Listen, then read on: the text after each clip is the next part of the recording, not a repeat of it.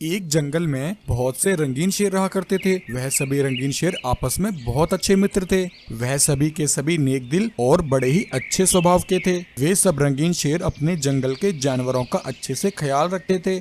इसलिए जंगल के सभी जानवर उन रंगीन शेरों के राज में बहुत खुश थे और मजे से अपना जीवन यापन कर रहे थे। एक दिन वह सभी कालिया शेर अपनी गुफा पर इकट्ठे होकर एक प्लानिंग कर रहे होते हैं। वे सभी कालिया शेर रंगीन शेरों को मारकर उनके जंगल पर कब्जा करना चाहते थे और यह सब कैसे किया जाए वह सब इसी की प्लानिंग कर रहे थे। अरे भाइयों, क्यों ना हम सब मिलकर उन रंगीन शेरों पर एक साथ हमला कर दें और अपनी शक्तियों से उन सबको मार डालें। परंतु भाई, यह सब इतना आसान नहीं है। हमारे पास शक्तियां हैं तो क्या हुआ, वे सभी रंगीन शेर भी बहुत शक्तिशाली हैं। मेरे ख्याल से हमारा उन रंगीन शेरों पर एक साथ हमला करना सही नहीं होगा। क्यों ना हम उन रंगीन शेरों को एक एक करके खत्म करें। इस तरह वह रंगीन शेर हमारा कुछ नहीं बिगाड़ पाएंगे और हम उन सबको बड़ी आसानी से मार डालेंगे। ऐसा सोचकर वह सभी कालिया शेर अपने एक जासूस बाघ को वहां बुलाते हैं। सुनो बाघ, तुम इसी समय रंगीन शेरों के जंगल में जाओ और वहाँ की पल पल की खबर हमें ला कर दो। हम सब भी तुम्हारे पीछे पीछे उस जंगल में आएंगे। तुम्हें कैसे भी करके हर एक रंगीन शेर को हमारे पास लेकर आना है। हम सब वहीं पे छिपे होंगे। ठीक है महाराज, आप फिक्र ना करें। यह सब तो मेरे बाएं हाथ का खेल है। मैं खुद उन रंगीन शेरों को मारकर अपना बदला लेना चाहता हूँ।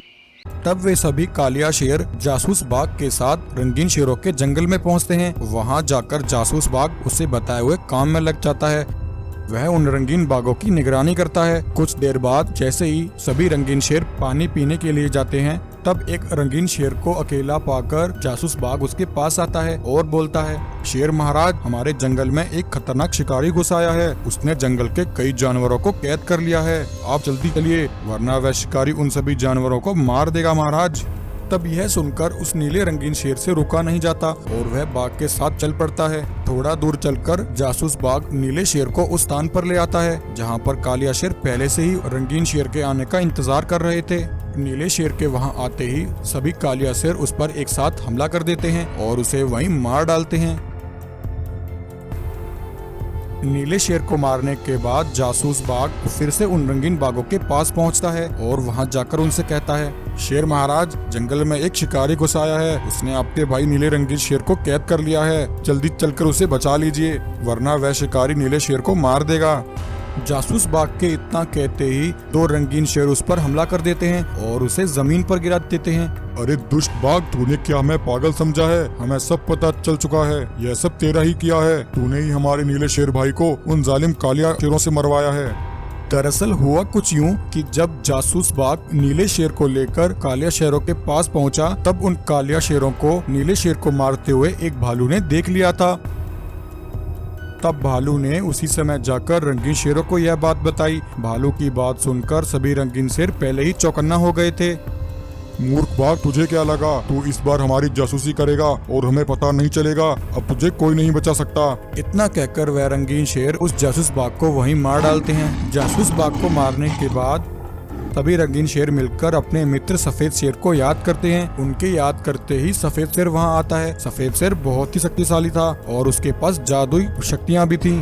भाइयों, तुमने मुझे याद किया। बताओ, मैं तुम्हारी कैसे मदद कर सकता हूँ? तब रंगीन शेर सफेद शेर को सारी बात बताते हैं। सफेद शेर, उन जालिम कालिया शेरों ने हमारे एक रंगीन भाई को मार डाला है। उनके पास जादू शक्तियां हैं। हम सभी एक साथ मिलकर भी उनका सामना नहीं कर सकते। इसलिए उन जालिम कालिया शेरों को मारने में तुम हमारी सहायता करो। रंगीन शेरों की बात सुनकर सफेद शेर को सारी बात समझ आती है। तब सफेद शेर उन सभी रंगीन शेरों को अपनी कुछ शक्तियां दे देता है, जिससे वह सभी रंगीन शेर भी शक्तिशाली हो जाते हैं।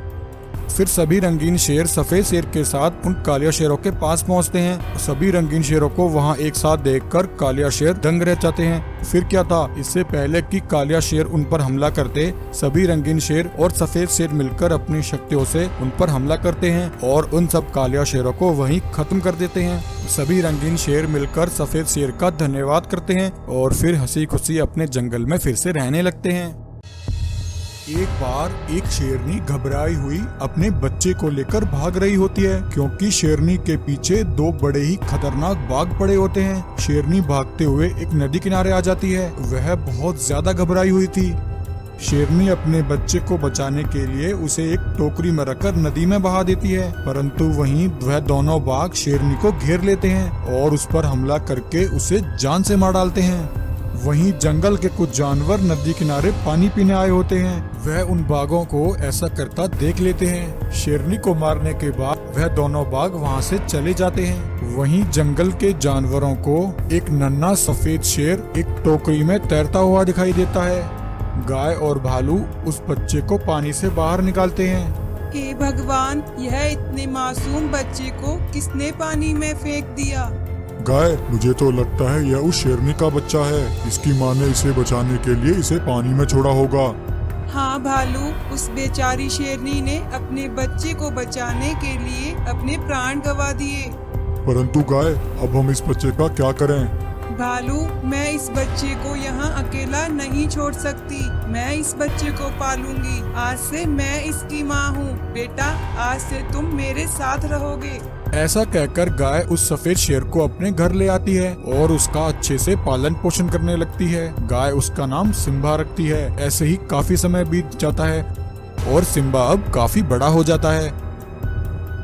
वहीं एक दिन वह गाय बड़ी तेजी से भाग रही होती है। उसके पीछे वह दोनों लालची बाघ पड़े होते हैं। गाय बहुत ज्यादा घबराई हुई होती है। वह दोनों बाघ थोड़ी दूर तक गाय का पीछा करते हैं और फिर वहीं रुक जाते हैं। छोड़ो भाई, आज नहीं तो कल हम इस गाय और इस जंगल के सभी जानवरों का शिकार कर लेंगे और फिर इस जंगल पर हम दोनों ही राज करेंगे। उधर गाय भागकर अपनी गुफा में आ जाती है। गाय को इस हालत में देखकर भालू कहता है, अरे गाय, क्या हुआ? तुम इतनी घबराई हुई क्यों हो? भालू, आज मेरी जान बड़ी मुश्किल से बची है। आज मैंने उन दोनों लालची बाघों को अपने जंगल में देखा। उन दोनों बाघों ने मुझे अपना शिकार बनाने की कोशिश की, परंतु थोड़ी दूर पीछा करने के बाद वह दोनों वहीं रुक गए। गाय, यह तुम क्या कह रही हो? यह दोनों तो वही लालची आदमखोर बाघ हैं जिसने सिम्बा की माँ को मारा था। हाँ भालू, मुझे बहुत डर लग रहा है। कहीं वह दोनों मेरे बेटे सिम्बा को भी न मार दें। गाय, मेरे ख्याल से हमें सिम्बा को यह बात बता देनी चाहिए। नहीं भालू, तुम सिम्बा से इस बारे में कुछ मत कहना। वह दोनों लालची बाघ बड़े ही खतरनाक हैं। मैं सिम्बा को नहीं खोना चाहती। वहीं अगले दिन वह दोनों बाघ जंगल में फिर से घुस आते हैं और वहां आकर वह दोनों आतंक मचाने लगते हैं और जंगल के जानवरों को एक एक करके मारने लगते हैं। जब गाय को यह बात पता लगती है तो गाय भालू से कहती है, भालू, तुम सिम्बा के साथ यहीं रहना। मैं इन दोनों बाघों को समझाने की कोशिश करती हूँ। अगर मैं वापस ना लौटूं तो तुम सिम्बा को लेकर यहाँ से चले जाना। यह कहकर गाय वहाँ से तेजी से निकलती है। वहीं जब सिम्बा को अपनी माँ कहीं नहीं दिखती तो वह बहुत ज्यादा परेशान हो जाता है और भालू से कहता है, भालू काका, माँ कहाँ है? वह मुझे कहीं नहीं दिख रही। वह कहाँ गई है? सिम्बा की बात सुनकर भालू चुपचाप खड़ा रहता है क्योंकि वह बड़ा ही दुखी था। भालू काका, क्या हुआ? आप मुझे बहुत चिंतित लग रहे हो। मुझे बताओ, आखिर क्या बात है? तुम मुझसे जरूर कुछ छुपा रहे हो। तब भालू सिम्बा को सारी बात बताता है कि उसकी माँ उन दोनों लालची बाघों से मुकाबला करने गई है। वह दोनों बाघ उसकी असली माँ शेरनी के हत्यारे हैं। उसकी माँ शेरनी ने उसे बचाने के लिए एक टोकरी में रखकर नदी में बहा दिया था। तब गाय ने उसे अपना बेटा समझकर उसे पाला पोसा और बड़ा किया। भालू की यह बात सुनकर सिम्बा को बहुत गुस्सा आता है।